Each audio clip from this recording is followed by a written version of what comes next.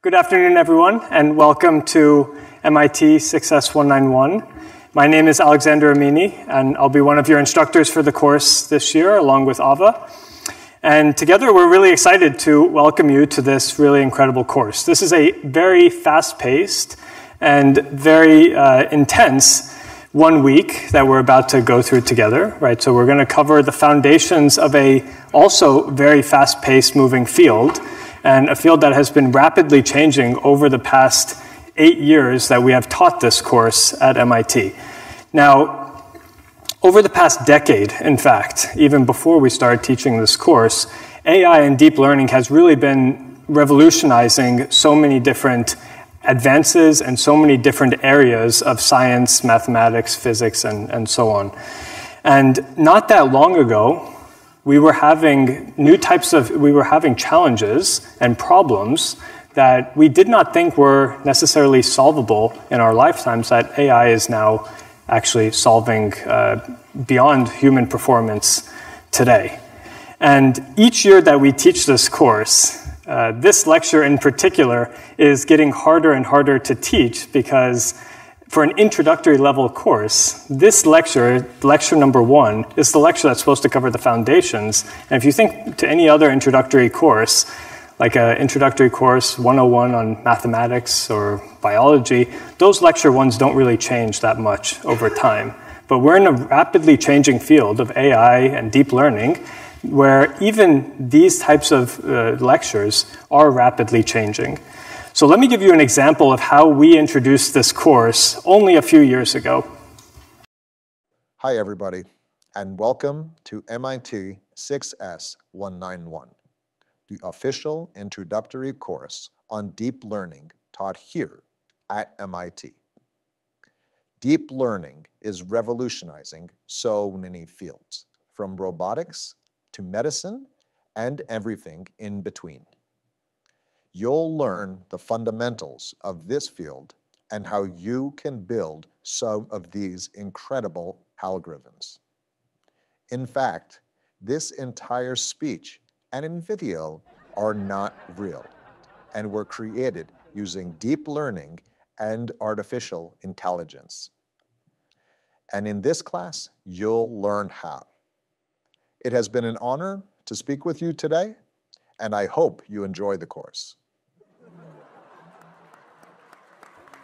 The really surprising thing about that video to me when we first did it was how viral it went a few years ago. So just in a couple months of us teaching this course a few years ago, that video went very viral, right? It got over 1 million views within only a few months. People were shocked with a few things, but the main one was the realism of AI to be able to generate content that looks and sounds extremely hyper-realistic, right? And when we did this video, when we created this for the class only a few years ago, this video took us about $10,000 in compute to generate, just about a minute-long video. Extremely, I mean, if you think about it, I would say it's extremely expensive to compute something what we look at like that, and maybe a lot of you are not really even impressed by the technology today because you see all of the amazing things that AI and deep learning are producing. Now, fast forward today, the progress in deep learning, and people were making all kinds of, exciting remarks about it when it came out a few years ago. Now this is common stuff because AI is really doing much more powerful things than this fun little introductory video. So today, fast forward 4 years, about 4 years to today, right? Now where are we? AI is now generating content with deep learning being so commoditized, right? Deep learning is in all of our fingertips now, online, in our smartphones, and so on. In fact, we can use deep learning to generate these types of hyper-realistic pieces of media and content entirely from English language without even coding anymore, right? So before we had to actually go in, train these models and really code them to be able to create that 1 minute long video. Today we have models that will do that for us end-to-end directly from English language. So we can prompt these models to create something that the world has never seen before, a photo of an astronaut riding a horse, and these models can imagine those pieces of content entirely from scratch. My personal favorite is actually how we can now ask these deep learning models to create new types of software, even themselves being software, to ask them to create, for example, to write this piece of TensorFlow code to train a neural network, right? We're asking a neural network to write TensorFlow code to train another neural network. And our model can produce examples of functional and usable pieces of code that satisfy this English prompt, while walking through each part of the code independently. So not even just producing it, but actually educating and teaching the user on what each part of these code blocks are actually doing. You can see an example here. And really what I'm trying to show you with all of this is that this is just highlighting how far deep learning has gone, even in a couple years since we've started teaching this course. I mean, going back even from before that to 8 years ago. And the most amazing thing that you'll see in this course, in my opinion, is that what we try to do here is to teach you the foundations of all of this, how all of these different types of models are created from the ground up, and how we can make all of these amazing advances possible so that you can also do it on your own as well. And like I mentioned in the beginning, this introduction course is getting harder and harder to do and to make every year. I don't know where the field is going to be next year, and I mean, that's my honest truth, or even honestly in even 1 or 2 months' time from now, just because it's moving so incredibly fast. But what I do know is that what we will share with you in the course as part of this 1 week is going to be the foundations of all of the technologies that we have seen up until this point that will allow you to create that future for yourselves and to design brand new types of deep learning models using those fundamentals and those foundations. So let's get started with all of that and start to figure out how we can actually achieve all of these different pieces and learn all of these different components. And we should start this by really tackling the foundations from the very beginning and asking ourselves, you know, we've heard this term, I think all of you, obviously, before you've come to this class today, you've heard the term deep learning, but it's important for you to really understand how this concept of deep learning relates to all of the other pieces of science that you've learned about so far. So to do that, we have to start from the very beginning and start by thinking about what is intelligence at its core.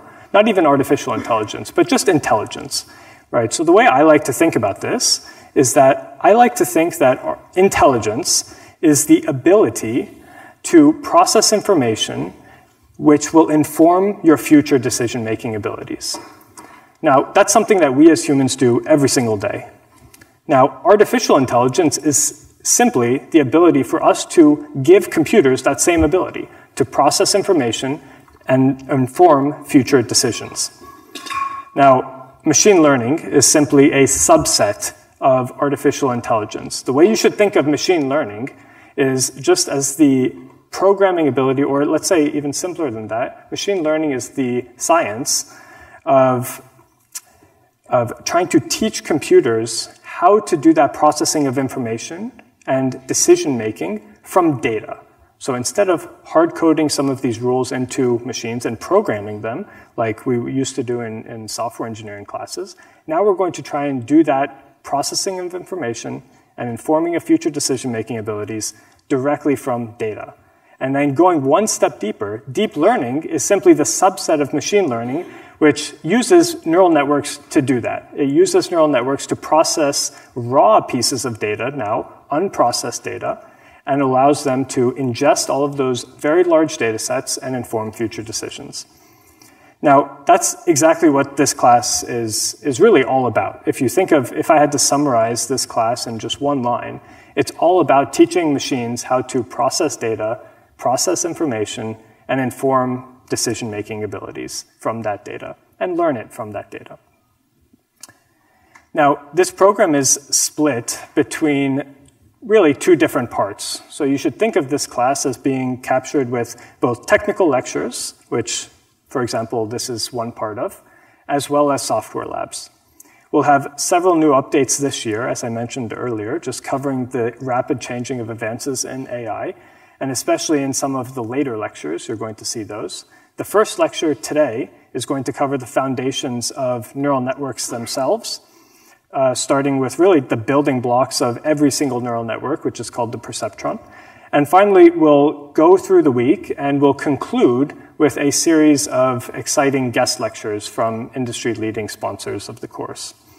And finally, on the software side, after every lecture, you'll also get software experience and project building experience to be able to take what we teach in lectures and actually deploy them in real code and actually produce based on the learnings that you find in this lecture. And at the very end of the class, from the software side, you'll have the ability to participate in a really fun day at the very end, which is the project pitch competition. It's kind of like a Shark Tank style competition of all of the different projects from all of you, and win some really awesome prizes.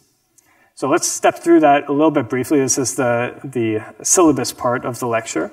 So each day we'll have dedicated software labs that will basically mirror all of the technical lectures that we go through, just helping you reinforce your learnings. And these are coupled with, each day, again, coupled with prizes for the top performing software solutions that are coming up in the class. This is going to start with today, with Lab 1. And it's going to be on music generation. So you're going to learn how to build a neural network that can learn from a bunch of musical songs, listen to them, and then learn to compose brand new songs in that same genre. Tomorrow, Lab 2 on computer vision, you're going to learn about facial detection systems. You'll build a facial detection system from scratch using convolutional neural networks. You'll learn what that means tomorrow. And you'll also learn how to actually debias, remove the biases that exist in some of these facial detection systems, which is a huge problem for the state-of-the-art solutions that exist today. And finally, a brand new lab at the end of the course will focus on large language models, where you're actually going to take a multi-billion parameter large language model and fine-tune it to build an assistive chatbot and evaluate a set of cognitive abilities, ranging from mathematics abilities to scientific reasoning to logical abilities and so on. And finally, at the very, very end, there will be a final project pitch competition for up to 5 minutes per team. And all of these are accompanied with great prizes. So definitely there will be a lot of fun to be had throughout the week. There are many resources to help with this class. You'll see them posted here. You don't need to write them down because all of the slides are already posted online. Please post to Piazza if you have any questions. And of course, we have an amazing team that is helping teach this course this year. And you can reach out to any of us if you have any questions. The Piazza is a great place to start. Myself and Ava will be the 2 main lecturers for this course, Monday through Wednesday especially. And we'll also be hearing some amazing guest lectures on the second half of the course, which definitely you would want to attend because they really cover the really state-of-the-art sides of deep learning that's going on in industry outside of academia.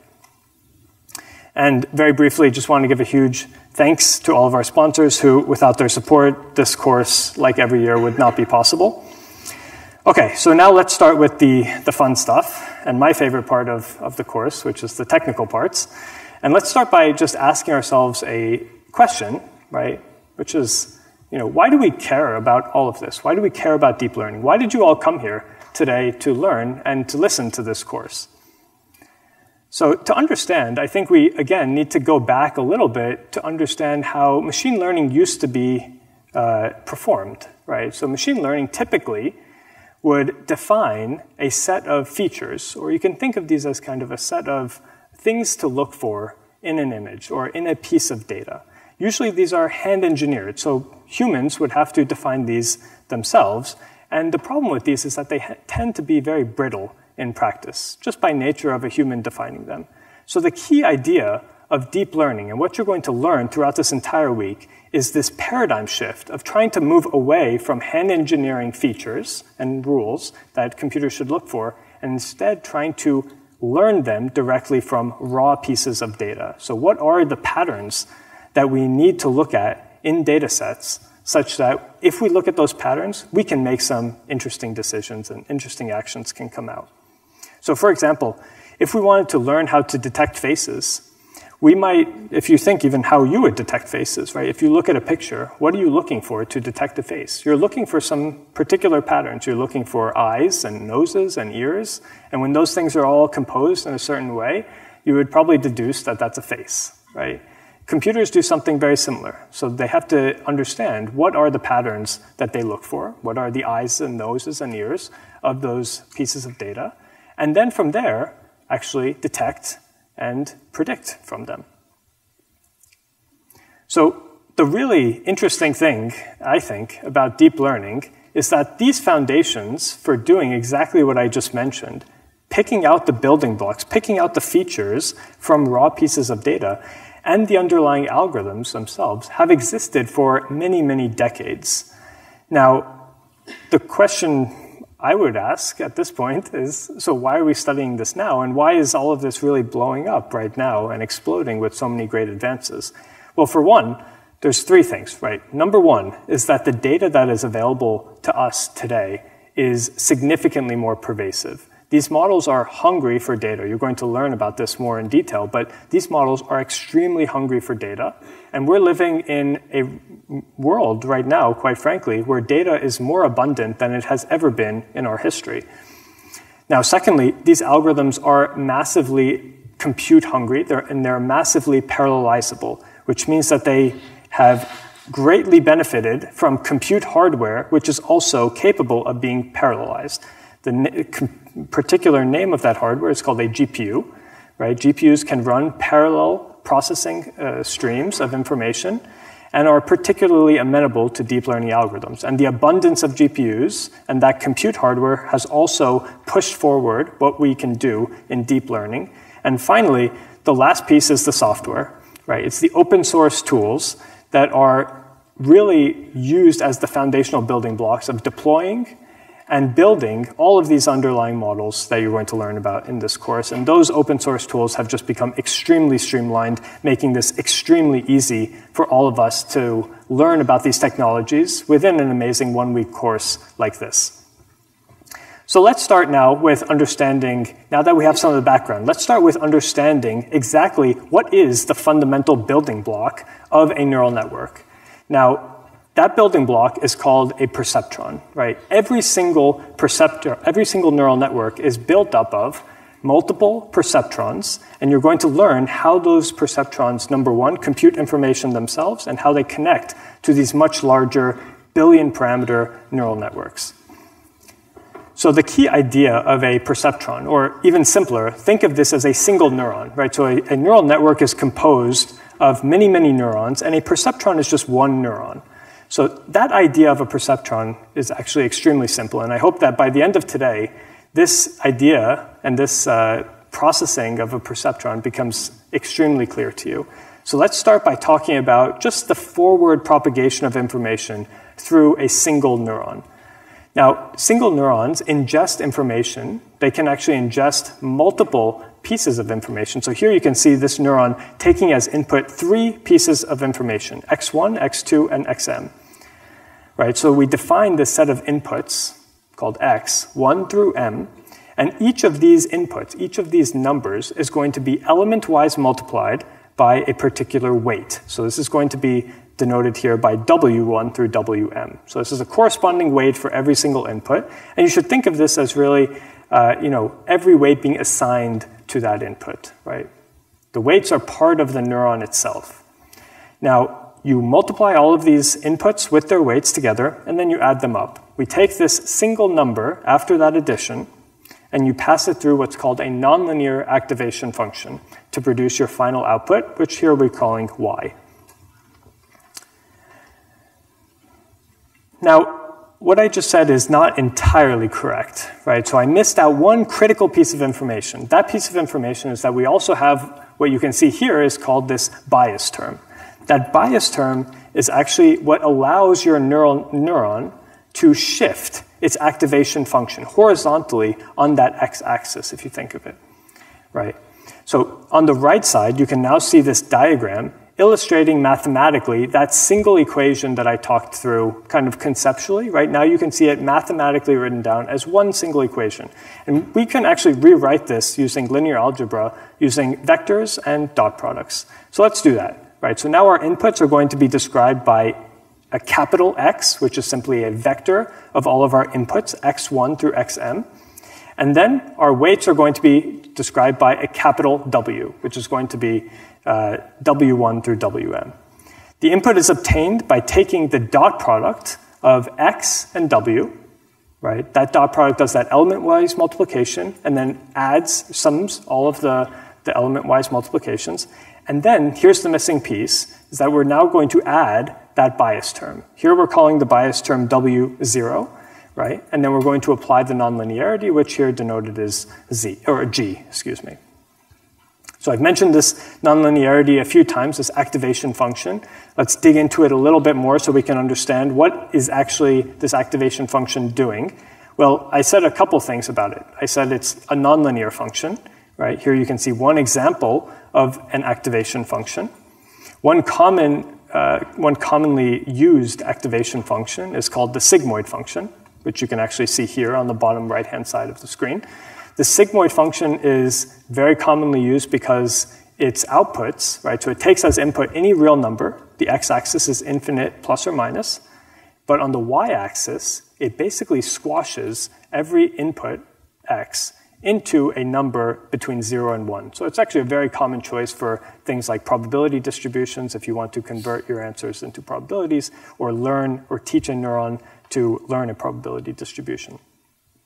But in fact, there are actually many different types of nonlinear activation functions that are used in neural networks. And here are some common ones. And again, throughout this presentation, you'll see these little TensorFlow icons, actually throughout the entire course. You'll see these TensorFlow icons on the bottom, which basically just allow you to relate some of the foundational knowledge that we're teaching in the lectures to some of the software labs. And this might provide a good starting point for a lot of the pieces that you have to do later on in the software parts of the class. So the sigmoid activation, which we talked about in the last slide, here it's shown on the left-hand side, right? This is very popular because of the probability distributions, right? It squashes everything between 0 and 1. But you see two other very common types of activation functions in the middle and the right-hand side as well. So the other very, very common one, probably this is the one now that's the most popular activation function, is now on the far right-hand side. It's called the ReLU activation function, or also called the rectified linear unit. So basically it's linear everywhere except there's a nonlinearity at x equals 0. So there's a kind of a step or a break discontinuity, right? So the benefit of this, very easy to compute. It still has the nonlinearity, which we kind of need, and we'll talk about why we need it in 1 second. But it's very fast, right? Just two linear functions piecewise combined with each other. Okay, so now let's talk about why we need a nonlinearity in the first place. Why not just deal with a linear function that we pass all of these inputs through? So the point of the activation function, even at all, why do we have this, is to introduce nonlinearities in of itself. So what we want to do is to allow our neural network to deal with nonlinear data, right? Our neural networks need the ability to deal with nonlinear data because the world is extremely nonlinear, right? This is important because, if you think of the real world, real data sets, this is just the way they are, right? If you look at data sets like this one, green and red points, right? And I ask you to build a neural network that can separate the green and the red points. This means that we actually need a nonlinear function to do that. We cannot solve this problem with a single line, right? In fact, if we used linear functions as your activation function, no matter how big your neural network is, it's still a linear function because linear functions combined with linear functions are still linear. So no matter how deep or how many parameters your neural network has, the best it would be able to do to separate these green and red points would look like this. But adding nonlinearities allows our neural networks to be smaller by allowing them to be more expressive and capture more complexities in the data sets. And this allows them to be much more powerful in the end.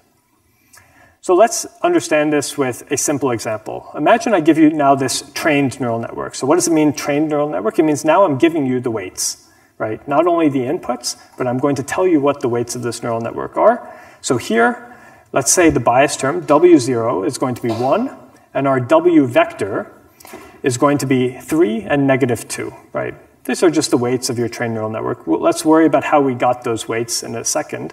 But this network has two inputs, x1 and x2. Now, if we want to get the output of this neural network, all we have to do, simply, is to do the same story that we talked about before, right? It's dot product, inputs with weights, add the bias, and apply the nonlinearity, right? And those are the three components that you really have to remember as part of this class, right? Dot product, add the bias, and apply a nonlinearity. That's going to be the process that keeps repeating over and over and over again for every single neuron. After that happens, that neuron is going to output a single number, right? Now let's take a look at what's inside of that nonlinearity. It's simply a weighted combination of those inputs with those weights, right? So if we look at what's inside of G, right? Inside of G is a weighted combination of X and W, right? Added with a bias, right? That's going to produce a single number, right? But in reality, for any input that this model could see, what this really is a two-dimensional line, because we have two parameters in this model. So we can actually plot that line. We can see exactly how this neuron separates points on these axes between x1 and x2, right? These are the two inputs of this model. We can see exactly and interpret exactly what this neuron is doing, right? We can visualize its entire space because we can plot the line that defines this neuron, right? So here we're plotting when that line equals 0. And in fact, if I give that neuron, in fact, a new data point, here the new data point is x1 equals -1 and x2 equals 2. Just an arbitrary point in this two-dimensional space. We can plot that point in the two-dimensional space, and depending on which side of the line it falls on, it tells us, what the answer is going to be, what the sign of the answer is going to be, and also what the answer itself is going to be, right? So if we follow that equation written on the top here and plug in -1 and 2, we're going to get 1 minus 3 minus 4, which equals minus 6, right? And when I put that into my nonlinearity, G, I'm going to get a final output of 0.002, right? So that don't worry about the final output. That's just going to be the output for that sigmoid function. But the important point to remember here is that the sigmoid function actually divides the space into these two parts, right? It squashes everything between 0 and 1, but it divides it implicitly by everything less than 0.5 and greater than 0.5, depending on if x is less than 0 or greater than 0. So depending on which side of the line that you fall on, remember the line is when x equals 0. The input to the sigmoid is 0. If you fall on the left side of the line, your output will be less than 0.5 because you're falling on the negative side of the line. If your input is on the right side of the line, now your output is going to be greater than 0.5, right? So here we can actually visualize this space. This is called the feature space of a neural network. We can visualize it in its completion, right? We can totally visualize and interpret this neural network. We can understand exactly what it's going to do for any input that it sees, right? But of course, this is a very simple neuron, right? It's not a neural network. It's just one neuron. And even more than that, it's even a very simple neuron. It only has two inputs, right? So in reality, the types of neurons that you're going to be dealing with in this course are going to be neurons and neural networks with millions or even billions of these parameters, right, of these inputs, right? So here we only have two weights, W1, W2, but today's neural networks have billions of these parameters. So drawing these types of plots that you see here obviously becomes a lot more challenging. It's actually not possible. But now that we have some of the intuition behind a perceptron, let's start now by building neural networks and seeing how all of this comes together. So let's revisit that previous diagram of a perceptron.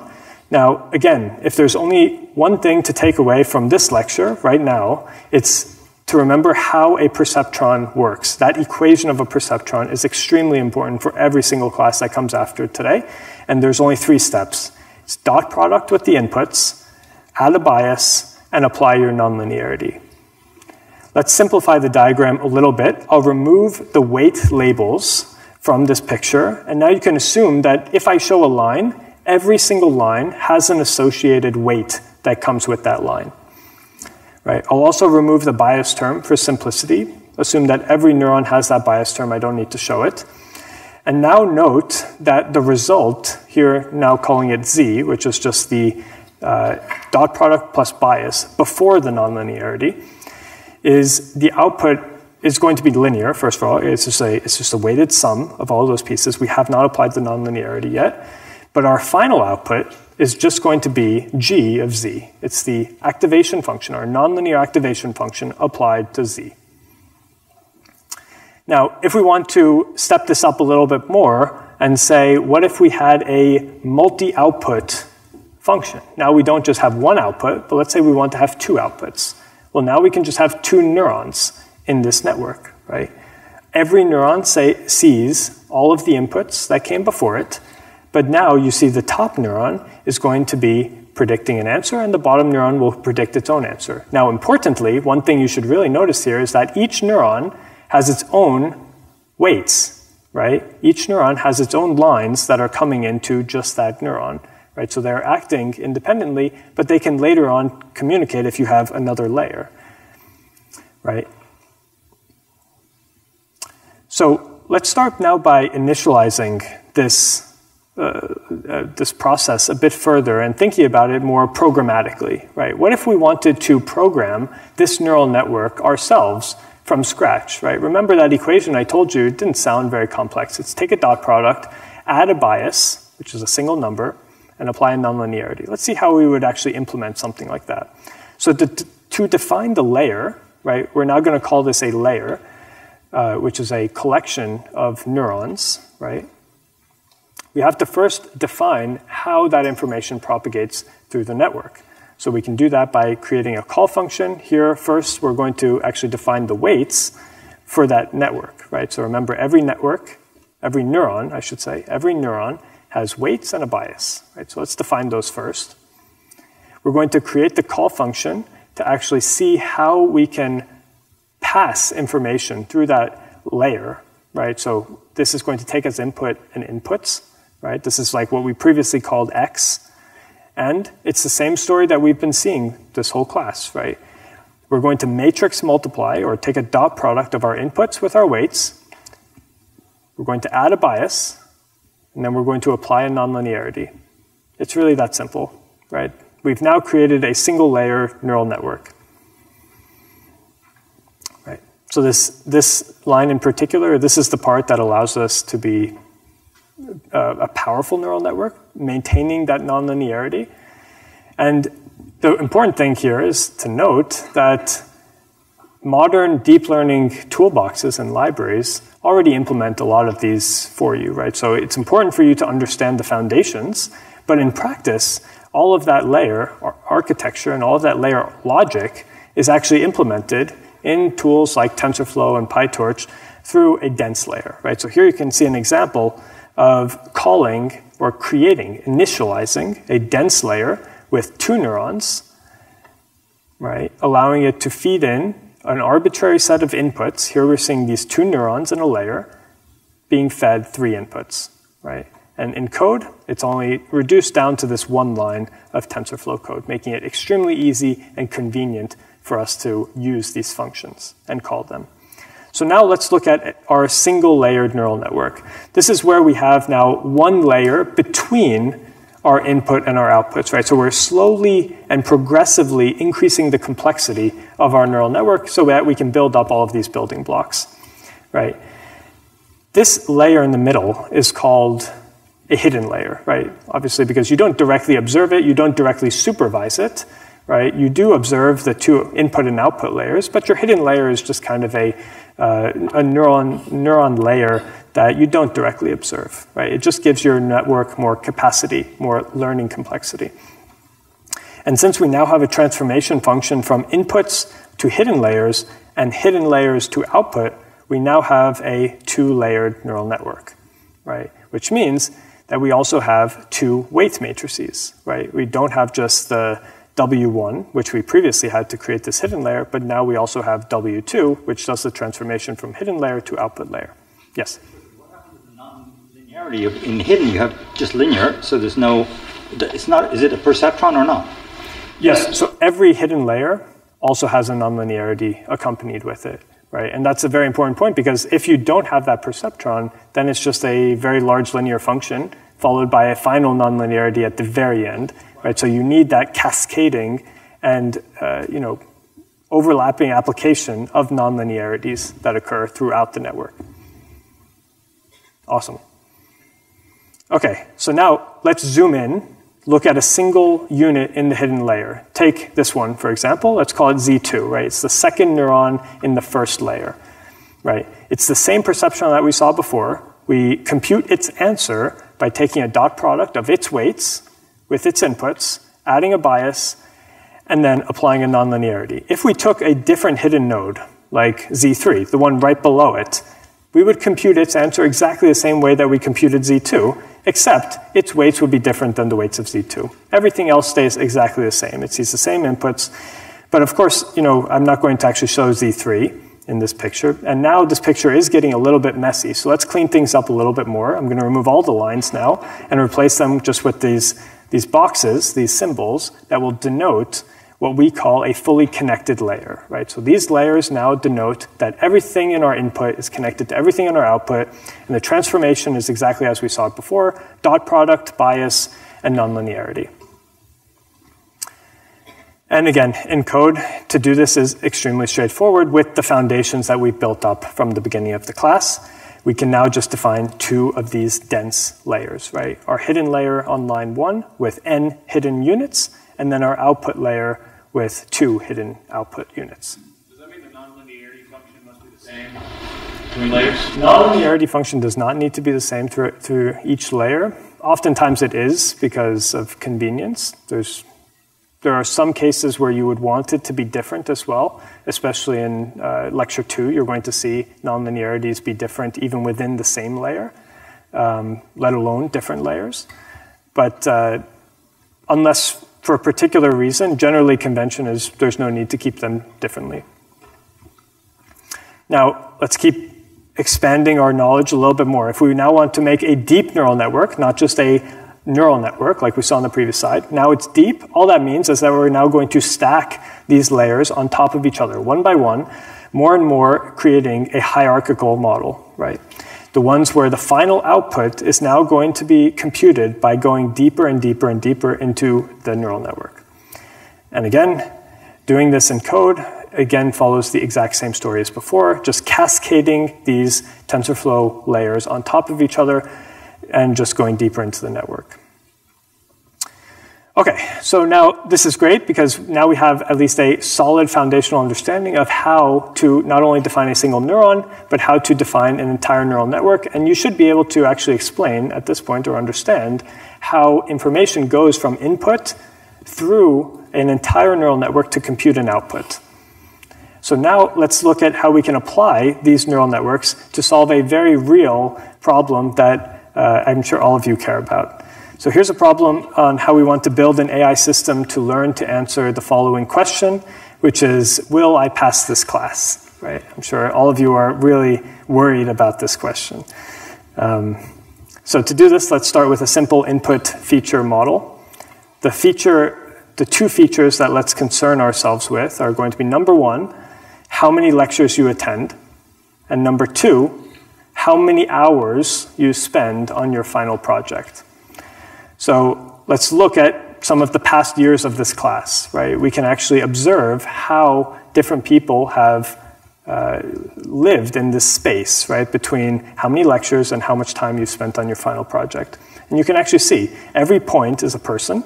The color of that point is going to be if they passed or failed the class.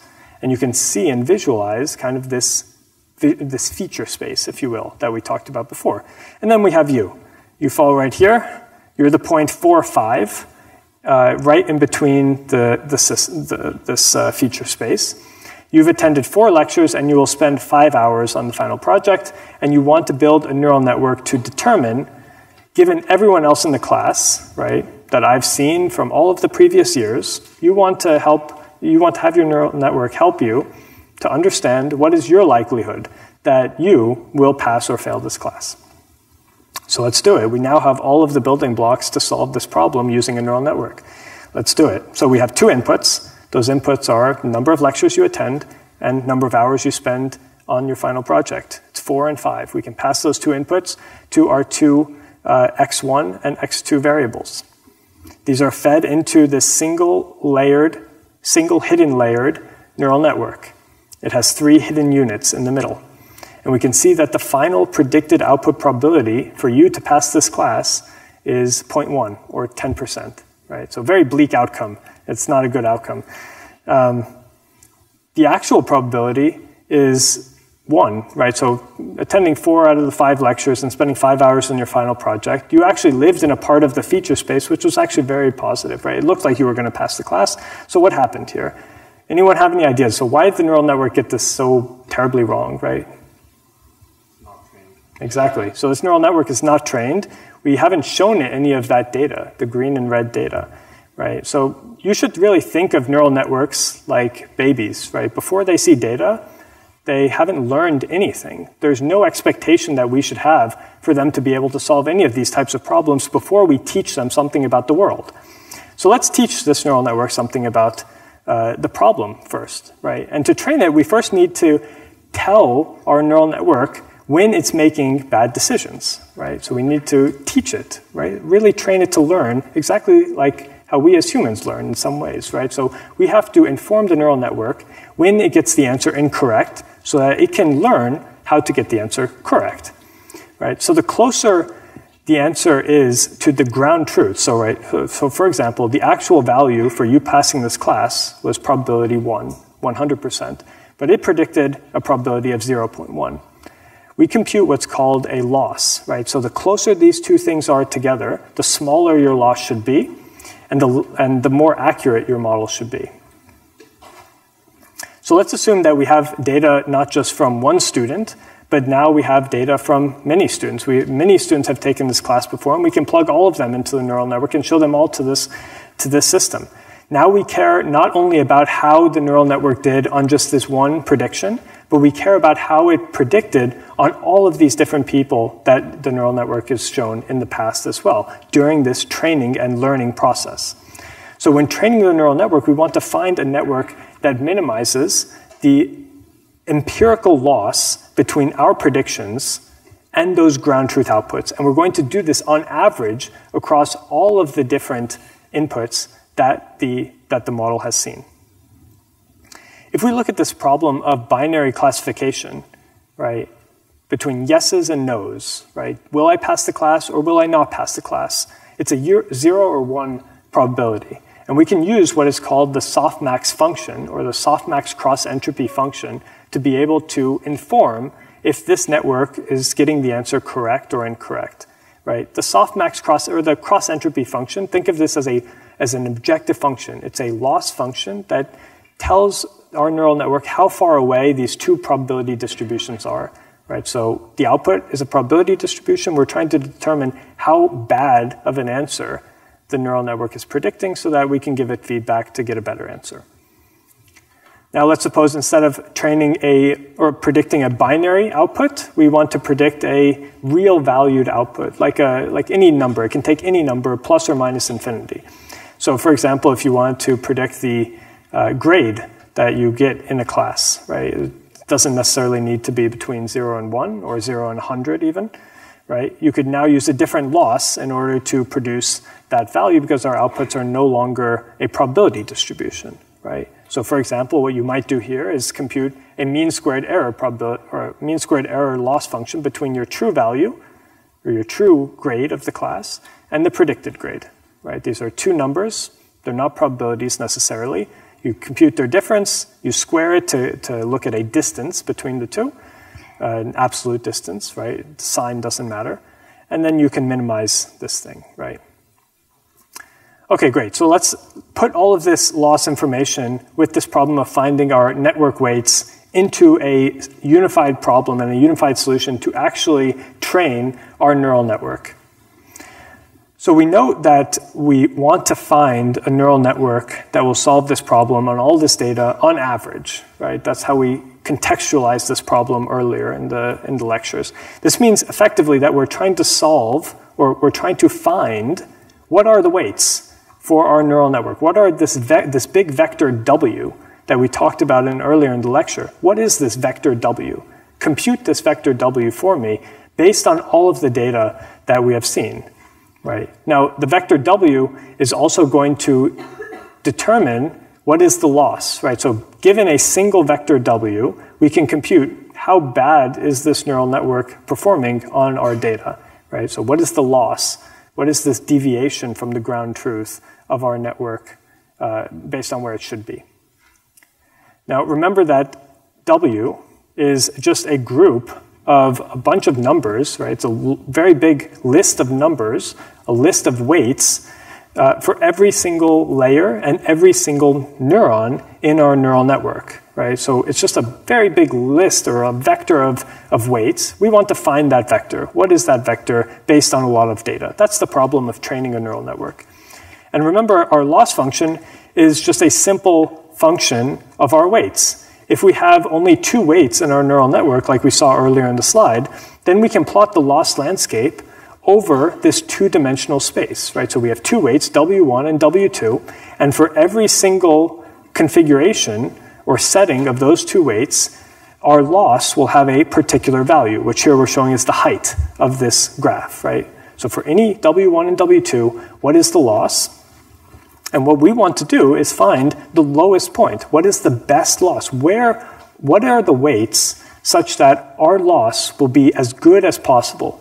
So the smaller the loss, the better. So we want to find the lowest point in this graph.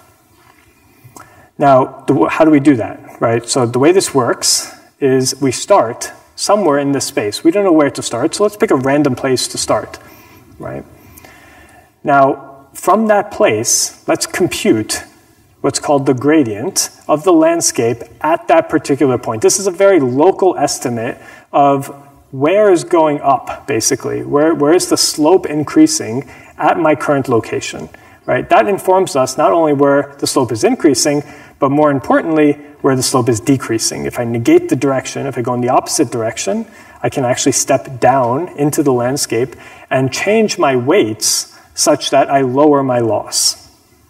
So let's take a small step, just a small step, in the opposite direction of the part that's going up.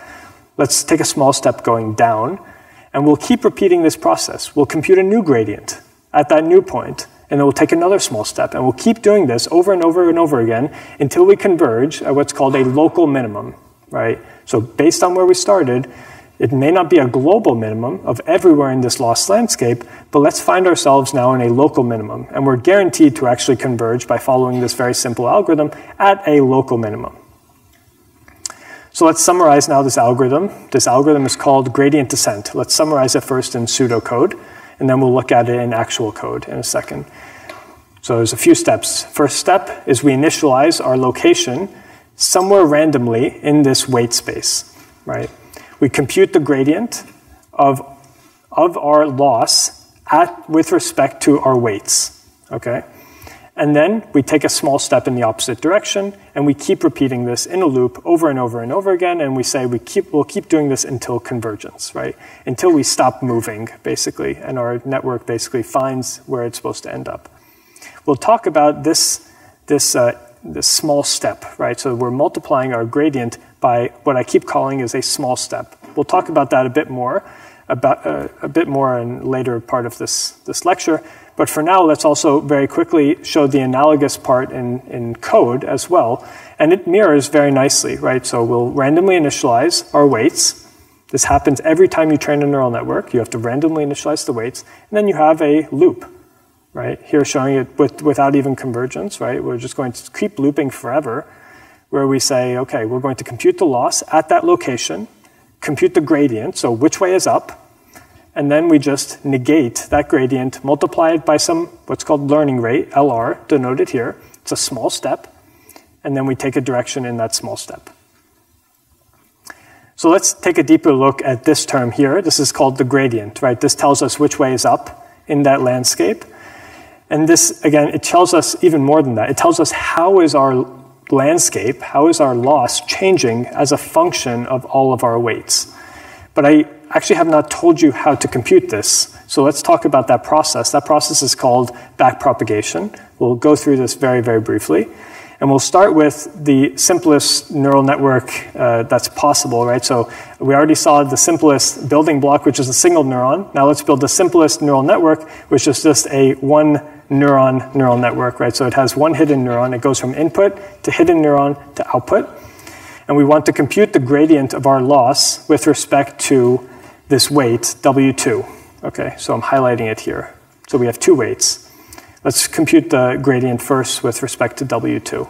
And that tells us how much does a small change in W2 affect our loss. Does our loss go up or down if we move our W2 a little bit in one direction or another? So let's write out this derivative. We can start by applying the chain rule backwards from the loss through the output. And specifically, we can actually decompose this derivative, this gradient, into two parts, right? So the first part, we're decomposing it from dj, dw2, into dj, dy, right, which is our output, multiplied by dy, dw2, right? This is all possible, right? It's a chain rule.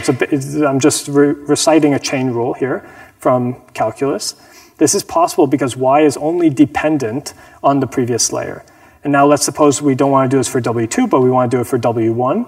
We can use the exact same process, right? But now it's one step further, right? We'll now replace W2 with W1. We need to apply the chain rule yet again, once again, to decompose the problem further. And now we propagate our old gradient that we computed for W2 all the way back one more step to the weight that we're interested in, which in this case is W1.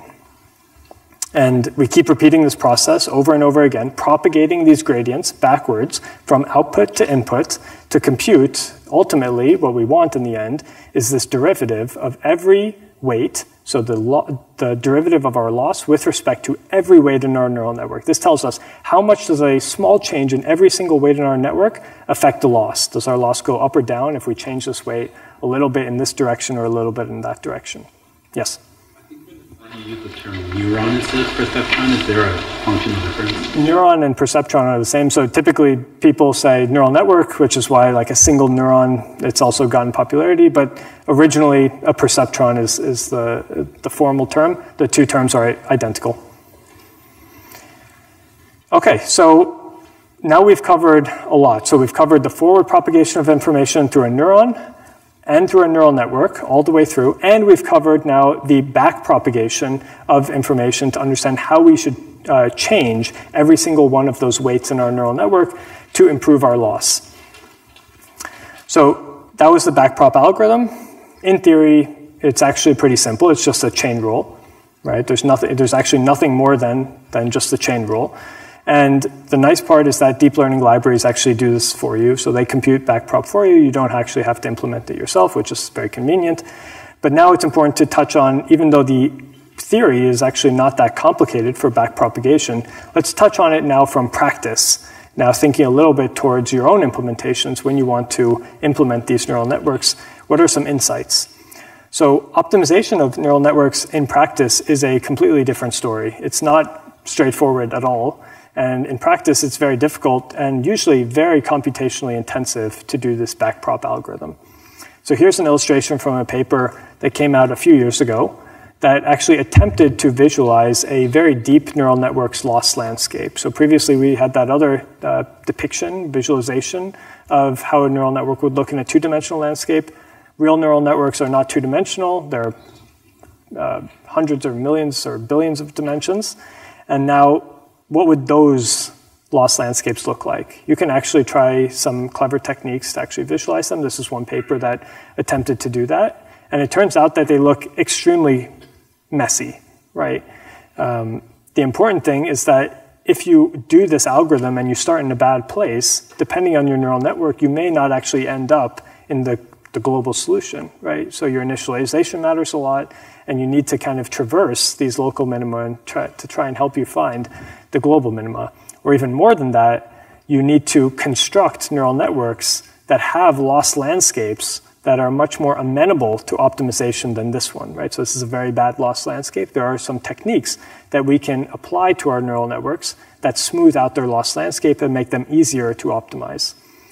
So recall that update equation that we talked about earlier with gradient descent, right? So there is this parameter here that we didn't talk about. We described this as the little step that you could take, right? So it's a small number that you multiply with the direction, which is your gradient. It just tells you, okay, I'm not going to just go all the way in this direction. I'll just take a small step in this direction. So in practice, even setting this value, right, it's just one number. Setting this one number can be rather difficult, right? If we set the learning rate too small, then the model can get stuck in these local minima, right? So here it starts, and it kind of gets stuck in this local minima. It converges very slowly, even if it doesn't get stuck. If the learning rate is too large, it can kind of overshoot, and in practice, it even diverges and explodes, and you don't actually ever find any minima. Now, ideally, what we want is to use learning rates that are not too small and not too large, so they're large enough to basically avoid those local minima, but small enough such that they won't diverge and they will actually still find their way into the global minima. So something like this is what you should intuitively have in mind, right? So something that can overshoot the local minimas but find itself into a better minima and then finally stabilize itself there. So how do we actually set these learning rates, right, in practice? What does that process look like? Now, idea number one is very basic, right? It's try a bunch of different learning rates and see what works. And that's actually not a bad process in practice. It's one of the processes that people use.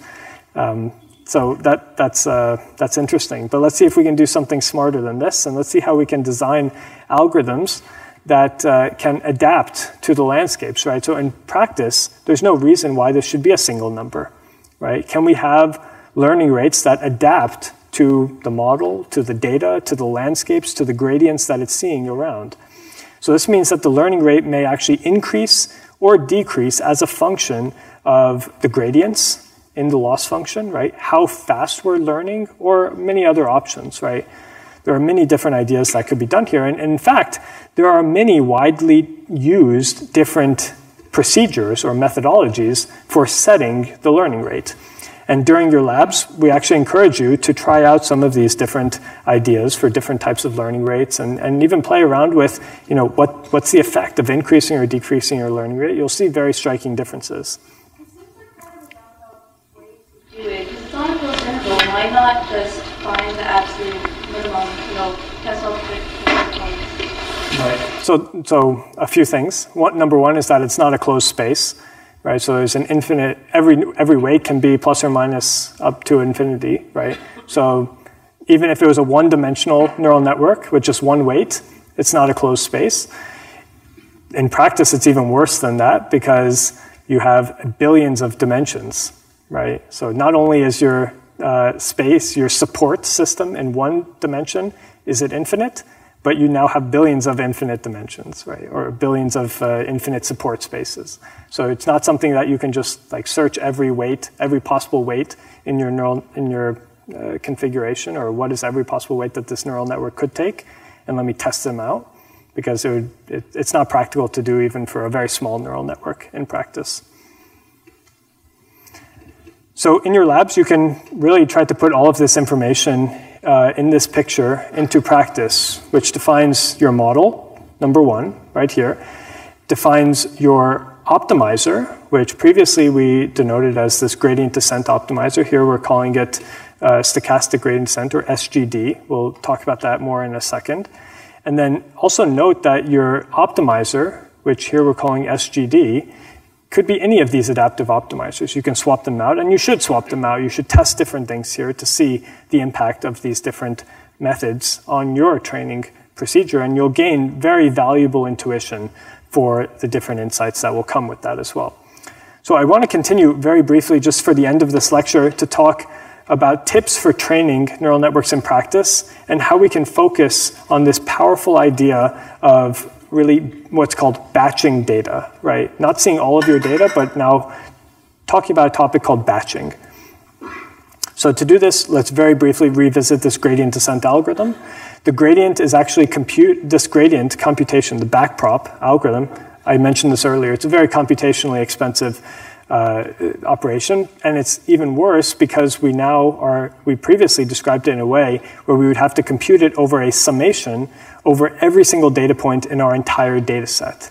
Right? That's how we defined it with the loss function. It's an average over all of our data points, which means that we're summing over all of our data points the gradients.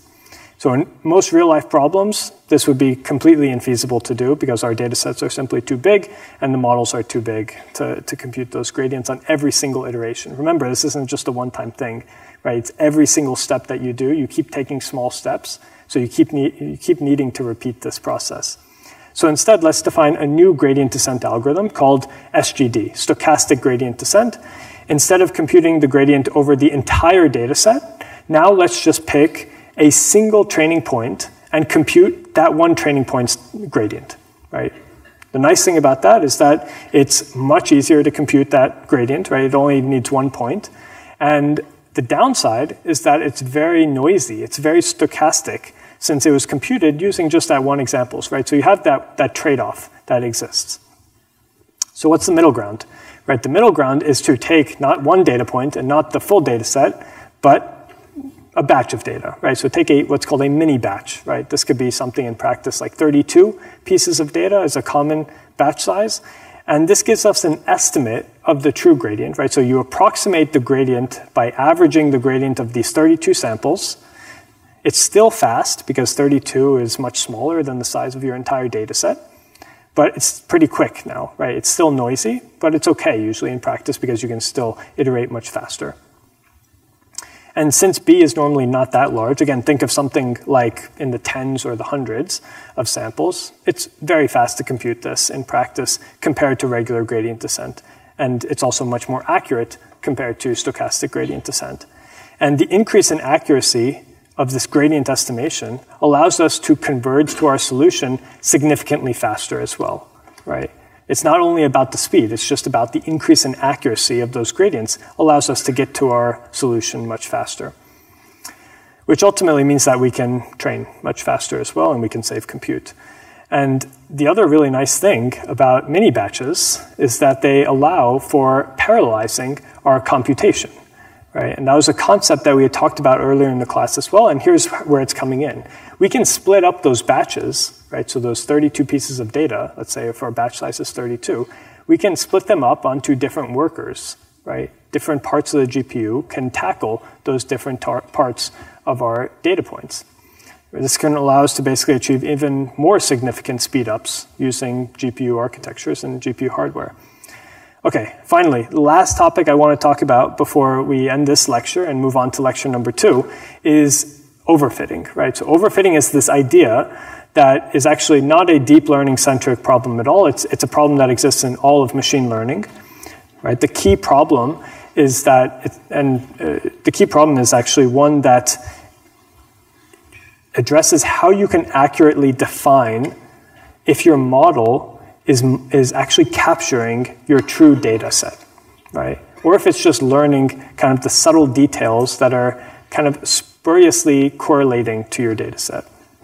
So said differently, let me say it a bit differently now. So let's say we want to build models that can learn representations, okay, from our training data that still generalize to brand new unseen test points, right? That's the real goal here, is we want to teach our model something based on a lot of training data, but then we don't want it to do well in the training data. We want it to do well when we deploy it into the real world and it's seeing things that it has never seen during training.